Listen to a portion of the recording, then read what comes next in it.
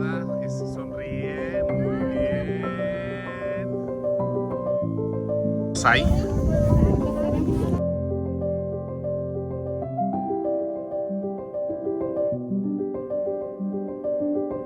The plant would not produce the vegetable that we eat. So that's why farmers need lots of pollinators on their property in order to grow vegetables. So what we're going to do right now is I want you to walk around this pollinator garden and notice all the different kinds of flowers that there are out there.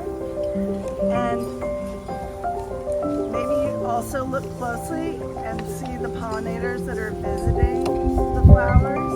Different flowers attract different pollinators. So some butterflies like a certain kind of flower, hummingbirds like another kind of flower.